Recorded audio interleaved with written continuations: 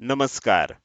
Share market Marathi या YouTube चॅनलवर आपल्या सर्वांचं हार्दिक स्वागत. आजच्या व्हिडिओमध्ये आपण शुक्रवार दिनांक 15 मे 2026 साठीचं इंडेक्सचं विश्लेषण करणार आहोत. मात्र या विश्लेषणाला सुरुवात करण्यापूर्वी मला तुम्हाला थोडक्यात शेअर मार्केट मराठीच्या ॲप विषयी थोडक्यात माहिती सांगायची आहे. शेअर मार्केट मराठीचं ॲप आता Android आणि iOS अशा दोन्ही प्लॅटफॉर्मवर उपलब्ध आहे. हे ॲप तुम्ही तुमच्या मोबाईलमध्ये डाउनलोड करून इन्स्टॉल केलंय का? जर केलं नसेल तर आजच करायचं कारण असं आहे की शेअर मार्केट मराठीच्या सर्व सर्व्हिसेस आता ॲपच्या माध्यमातून उपलब्ध करून देण्यात आलेले आहेत. यामध्ये शेअर मार्केट मराठीचे फ्री कोर्सेस, प्रीमियम ग्रुप आणि पेड कोर्सेसचा समावेश आहे.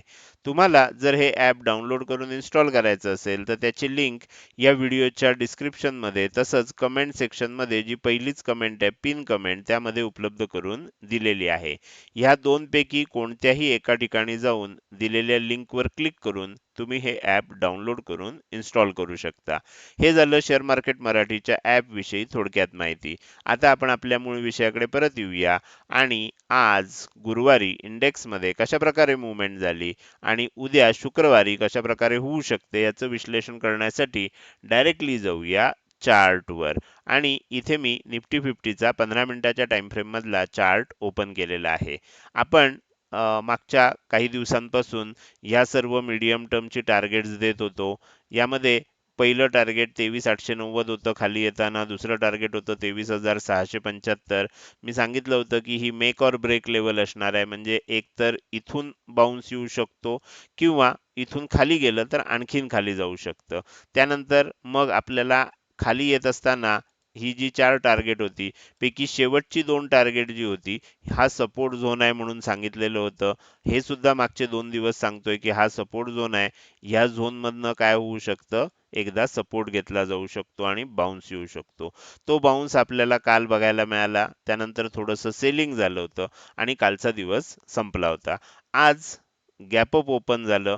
गॅप अप ओपन झाल्यानंतर मी प्री ओपनिंग मार्केटमध्येच प्री ओपनिंग मार्केट अपडेट म्हणून जे आपले पूर्वीचे जे सदस्य आहेत, पेड कोर्सचे सदस्य, प्रीमियम ग्रुपचे सदस्य किंवा ज्यांनी यूट्यूब चॅनलची मेंबरशिप घेतली आहे, त्यांना मी 9 वाजण्याच्या पूर्वीच मार्केटचं प्री ओपनिंग अपडेट देतो.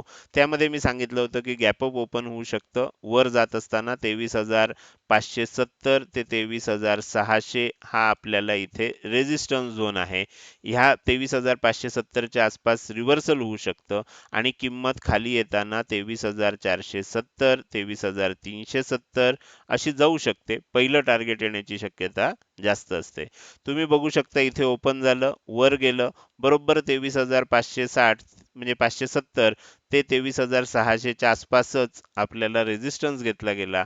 किंमत बरोबर खाली आली. खाली येत असताना तुम्ही बघू शकता की आपलं जे टार्गेट होतं की ते 23,470चं ते टार्गेट आपल्याला आलेलं बघायला मिळते. त्याच्याही थोडंसं खाली गेली किंमत, पण त्यानंतर आपल्याला किंमत आणखीन खाली गेली नाही. जनरली जेव्हा मल्टिपल टार्गेट्स दिली जातात, पहिलं टार्गेट येण्याची शक्यता जास्त असते, हे मी नेहमी सांगत आलोय. आता काय झालं त्यानंतर आणि ह्या सगळ्या गोष्टींमध्ये ना तुम्हाला हे जे चार्ट तयार होतात त्यामध्ये ह्या ज्या कॅन्डल्स तयार होतात ना, ह्या आपल्याला व्यवस्थित वाचता आल्या पाहिजेत. त्या कॅन्डल्स आपल्याला बऱ्याच गोष्टी सांगत असतात. तुम्ही इथे जर बघितलं तर तुमच्या लक्षात येईल ह्या 15 मिनिटाच्या ज्या 2 कॅन्डल आहेत ना, ह्या बरीच गोष्ट तुम्हाला सांगतात की आता पुढे काय होणार आहे. बरोबर? ते तुम्ही बघितलं इथे ह्या अशा प्रकारच्या 2 कॅन्डल बनल्या, म्हणजे ह्याला आपण काय म्हणतो, याला आपण असं म्हणतो की वरच्या बाजूला आपल्याला इथे त्याची बॉडी दिसतेय, खाली त्याची वीक दिसतेय, म्हणजे ह्याला आपण हॅमर म्हणतो. हा उलटा हॅमर आहे, इन्व्हर्टेड हॅमर आहे. असे 2 हॅमर हे झाले. नंतर इन्व्हर्टेड हॅमर असेल तर त्यानंतर सेलिंग होतं. त्यानंतर तुम्ही इथे बघितलं तर तुमच्या लक्षात येईल ही जी कॅन्डल तयार झाली ही अतिशय महत्वाची कॅन्डल होती, छोटी कॅन्डल. एक मोठ्या लाल कॅन्डल नंतर त्याचा लो न तोडता त्याच्या आतल्या आत एक छोटी ग्रीन कॅन्डल तयार झाली. याला इनसाइड बार असं म्हणतात. आणि जेव्हा जेव्हा इनसाइड बार तयार होतो आणि त्याचा हाय ब्रेक होतो त्यानंतर आपल्याला तेजी बघायला मिळते. म्हणजे अशा बारीक बारीक गोष्टी, ह्यातल्या प्रत्येक कॅन्डलचं जर वैशिष्ट्य तुम्हाला समजलं तर तुम्हाला ट्रेडिंग करताना, म्हणजे आपलं विश्लेषण तर आहेच, पण त्यासोबत आपल्याला जर ह्या कॅन्डलचं वैशिष्ट्य लक्षात आलं तर मग ट्रेडिंग करताना आणखीन आपल्याला जास्त मजा येते. आपल्याला जास्त असं वाटतं की आता मला समजतंय की मार्केटमध्ये आता काय होऊ शकतं. तर त्यानंतर ही मोठी तेजी झाली. ही तेजी व्हायला लागल्यानंतर मी सांगितलं होतं की 23,665 वर जात असताना हे पहिलं टार्गेट असेल, 23,755 हे दुसरं टार्गेट असेल. ही लेवल जी आहे ही मेक ऑर ब्रेक लेवल असेल. जसं आपल्याला खाली येताना ही level make or break level होती, तशी वर जात असताना ही मेक ऑर ब्रेक लेवल आहे. आता जेव्हा मेक ऑर ब्रेक लेवल आहे तिथे दोन शक्यता असतात. काय शक्यता असते की इथे आल्यानंतर थोडासा रेझिस्टन्स घेईल आणि त्यानंतर ही ब्रेक करेल. जर ह्या लेवलच्या वर टिकली असती तर वर जात असताना आपल्याला 23,840, 23,955 असे वरच्या बाजूची टार्गेट्स आपल्याला माहितीच होती. ही झाली एक शक्यता. आता जेव्हा किंमत मेक ऑर ब्रेक लेवलला येते ना, आपल्याकडे दोन शक्यता असतात. एक शक्यता असते की आपल्याला काय होईल, इथनं ब्रेकआउट होईल. ब्रेकआउट झालं तर मग वर बघता येईल. दुसरी शक्यता असते ह्या लेवलचा रेझिस्टन्स घेऊन किंमत खाली येईल. बरोबर. आता खाली येताना सुद्धा किंमत खाली यायला लागली ह्याचा अर्थ आपल्याला लगेच आता सेलिंग करायचं असं नाहीये. तर इथे सुद्धा आपल्याला काय होऊ शकतं, एम पॅटर्न बनू शकतो आणि मग किंमत खाली येऊ शकते. त्यामुळे आता उद्या आपल्याला काय होणार आहे, उद्याच्या दृष्टीने जेव्हा आपण बघणार त्यावेळेला आपल्याला आता इथून हाय बनलाय बघा. ओके. त्यानंतर इथून किंमत खाली आली आहे आणि वर चालली आहे. आता दोन शक्यता आहेत. काय शक्यता आहे? एक तर किंमत उद्या गॅप अप ओपन होईल आणि आणखीन वर जायला लागेल. वर जात असताना जर हा हाय मोडला, आजच्या दिवसाचा हाय जर उद्या मोडला गेला, तर मग आपल्याला डबल कन्फर्मेशन झालं. एक तर मेक ऑर ब्रेक लेवलच्या वर टिकलंय, कालचा हाय मोडलाय, याचा अर्थ आणखीन तेजी होऊ शकते. डबल कन्फर्मेशन झालं. पण असं जर झालं नाही, म्हणजे इथून वर जायला लागलं आणि हाय न मोडता ह्या लेवलच्या आसपास रेझिस्टन्स घेऊन किंमत परत खाली यायला लागली, तर इथे आपल्याला एम पॅटर्न तयार होईल. आणि हा लो ब्रेक झाला समजा, तर त्यानंतर मग आणखीन सेलिंग बघायला मिळू शकतं. तर आपल्याला आता उद्या कशी प्राइस ऍक्शन होणार आहे ते आपल्याला इथे लक्षात येईल. ह्या दोनपैकीच कुठली तरी प्राइस ऍक्शन होण्याची शक्यता जास्त असते. जास्त म्हणजे किती? 90 ते 95%. 5-10% शक्यता अशी असते की ह्याच्यापेक्षा वेगळं सुद्धा काहीतरी होऊ शकतं. बरोबर. पण आपल्याला आता उद्या गॅपअपच ओपन झालं असं होऊ शकतं. गॅपअप ओपन झालं, वर टिकलं, तरी आपल्याला ब्रेकआउट आलेलाच आहे. वरची टार्गेट आपल्याला माहिती आहेत. बरोबर. मग त्या केसमध्ये काय होईल? त्या केसमध्ये हा जो एरिया आहे हा रेझिस्टन्स झोन म्हणून काम करेल. ओके. म्हणजे इथून किंमत गॅप अप ओपन झाली, वर जायला लागली, तर ह्या ठिकाणून कुठून तरी रिव्हर्स येऊ शकते. कदाचित इथनं खालनच येईल, कदाचित इथेच जाऊन येईल, कदाचित ह्या लेवलच्या वर जाऊन सुद्धा, म्हणजे अगदी 24,000ला टच करून सुद्धा किंमत खाली येऊ शकते. जर गॅप अप ओपन झालं तर हा एरिया आपल्याला रेझिस्टन्स म्हणून काम करेल. पण इथे एक गोष्ट लक्षात ठेवा, मेक ऑर ब्रेक लेवलच्या वर जर किंमत टिकली असेल, तर वर किंमत गेली आणि सेलिंग जरी आलं तरी बाय ऑन डिप्स असतं. त्यामुळे किंमत खाली आल्यानंतर, म्हणजे कुठनंही अशी जर किंमत खाली आली परत एकदा वर जाऊन, तर त्यानंतर पुन्हा एकदा बाउन्स येतो. ही गोष्ट लक्षात ठेवा.